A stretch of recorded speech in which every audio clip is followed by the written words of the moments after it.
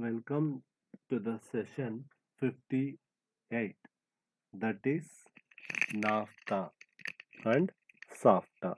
In this trading blocks discussion, we study about NAFTA and SAFTA and their objectives and achievements, roles, etc.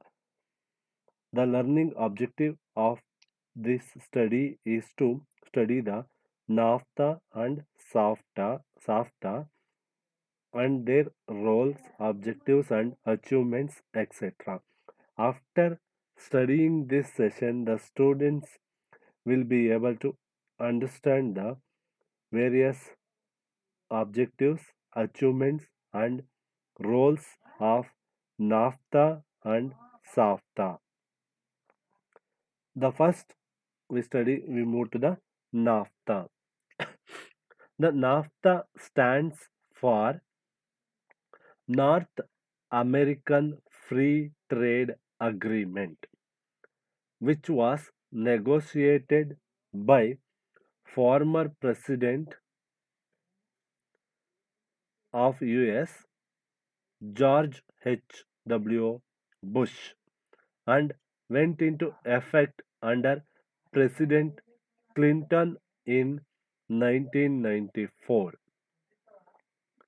The agreement is between the United States, Canada, and Mexico and was initially created to help lower costs of trade and bolster North American trade.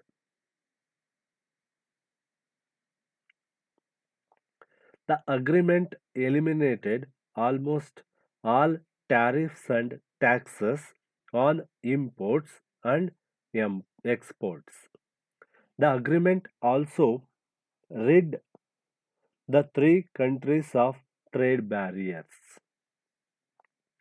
The North American Free Trade Agreement is an agreement that brought together three North American countries,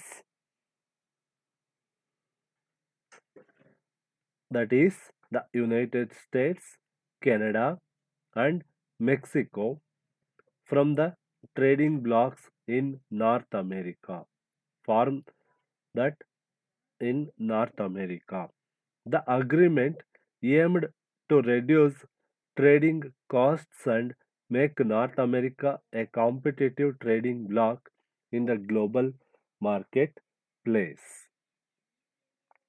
NAFTA is the world's largest trade agreement with the three member countries reporting a gross domestic product of more than $20 trillion.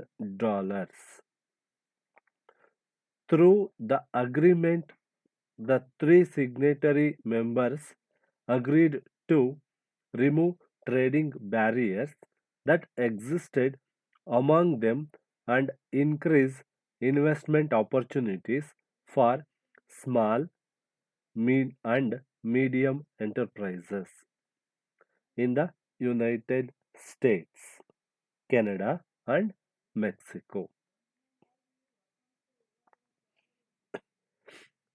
The North American Free Trade Agreement is a trade agreement that took effect on January 1st, 1994, and it encourages trade between United States, Canada, and Mexico. The agreement phased out most of the tariff and non-tariff trade barriers that existed among the trading countries. NAFTA is the biggest free trade agreement in the world with the gross domestic product of participating countries exceeding $20 trillion. It is the introduction and the statistics of NAFTA. Next, we see the objectives of NAFTA. The following are the various objectives of NAFTA. first one objective is to eliminate barriers to trade in and facilitate the cross border movement of goods and services between the territories of the parties. So, main objective of this NAFTA is to eliminate the trade barriers and facilitate the cross border movements of goods and services between territories of the parties. Next, to promote conditions of fair competition in the free trade area, which are traded in member countries. The promotion of fair competition is another one objective. Increase substantially investment opportunities in the territories of the parties. Overall, among included in this NAFTA group. Provide adequate and effective protection and enforcement of intellectual property rights in each party's territory. Create effective procedure for the implementation and application of this agreement for its joint and administration and for the resolution of disputes. Last objective is to establish a framework for further trilateral, regional, and multilateral cooperation to expand and enhance the benefits of this agreement. These are all the various objectives of NAFTA.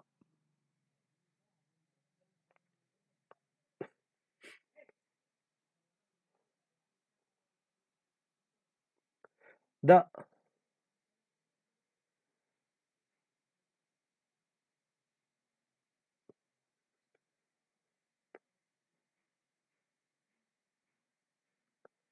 these objectives include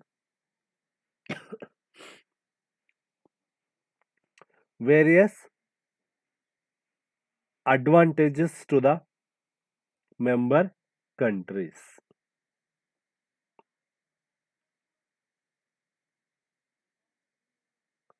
Next, we discuss about SAFTA.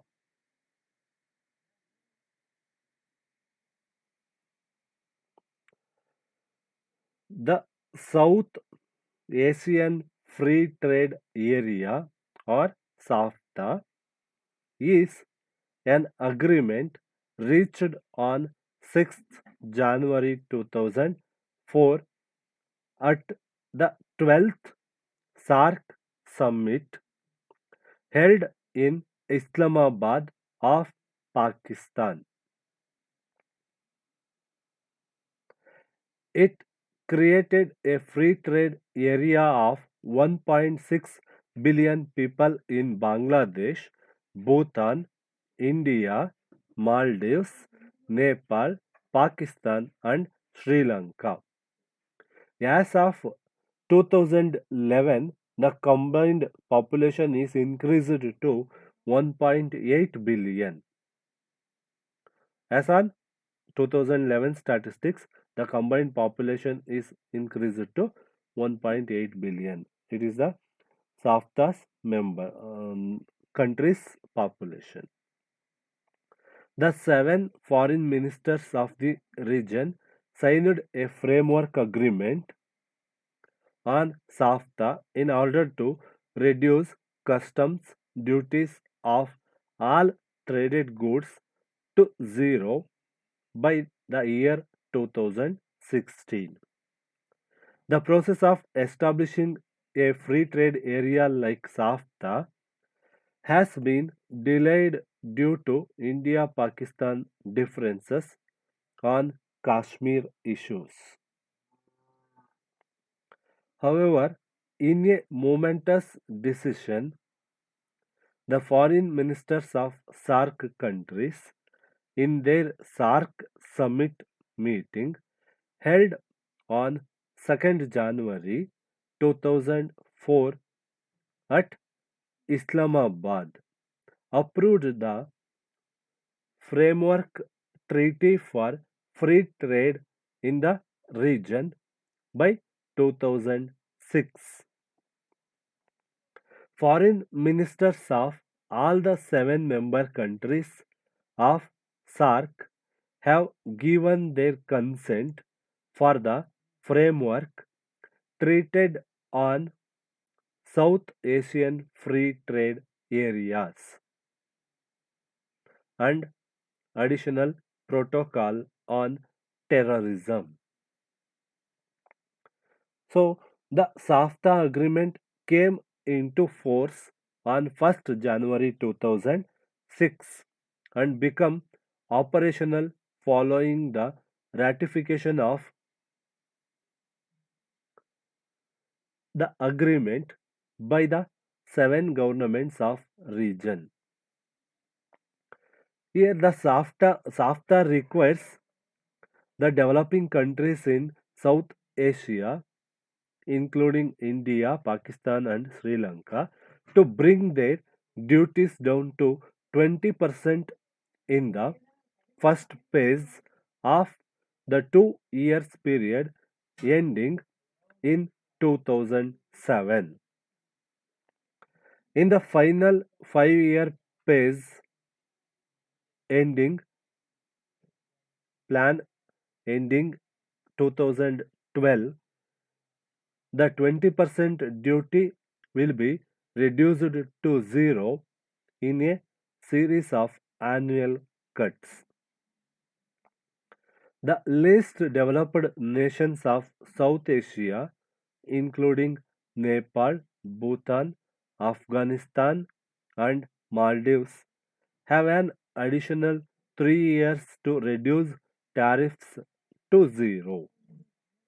India and Pakistan ratified the treaty in 2009, whereas Afghanistan, as eighth number state of SAARC, ratified SAFTA protocol on 4th May 2011. Next, we discuss about the objectives of SAFTA. It is the background of SAFTA and its statistics. It is objectives of SAFTA. First objective is to promote good competition in the free trade area. The first objective is to promote good competition in the free trade area among the various members with other nations, to provide equitable benefits to all the countries involved in the contracts. So, all countries have gained equitable benefits among the nations, including in SAFTAs. The benefit to benefit the people of the country by bringing transparency and integrity among the nations is another one objective of this SAFTA. Next objective is to increase the level of trade and economic cooperation among the SAARC nations by reducing the tariff barriers, to providing special preference to the least developed countries among the SAARC nations is the last objectives. These are all the various objectives of SAFTA. Then we discuss about the other highlights of SAFTA which are achieved in SAFTA. First is LCDs were allowed smaller initial tariff reduction and longer implementation periods under trade liberalization programs. So here, least developed countries were allowed smaller initial tariff reduction and longer implementation periods under trade liberalization programs. Next, other highlight include the LCDs, LDCs, lower developed countries can have a longer list of sensitive products exempted from liberalization commitments than non LDC signatories. Next is the LDCs were granted greater flexibility in the continuation of quantitative or other restrictions. There is a commitment of contracting states to give until the trade liberalization program has been compelled by all the contracting states. Special regard to the situation of LDCs when considered the application of anti-dumping and or countervailing measures, providing an opportunity for consultations and favorably considering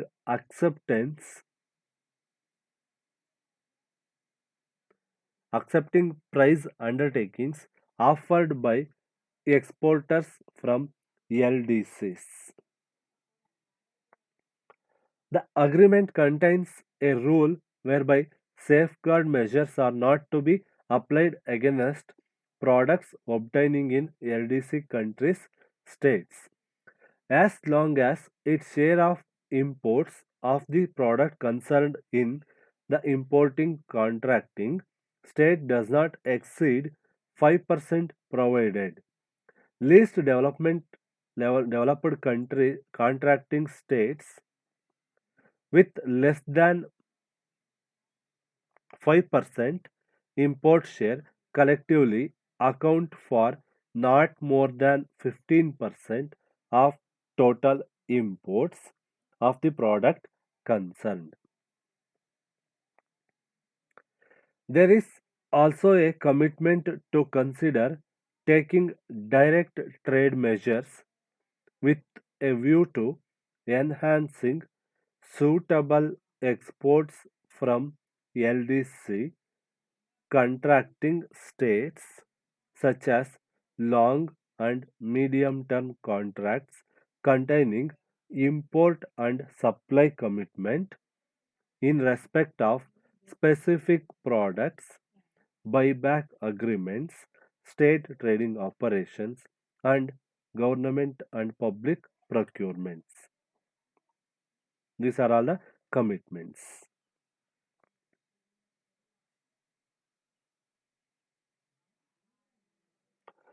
LDCs were to be given special consideration in requests for technical assistance and cooperation arrangements designed to assist them in expanding their trade with other contracting states and in taking advantage of the potential benefits of SAFTA, a mechanism to compensate LDCs for their loss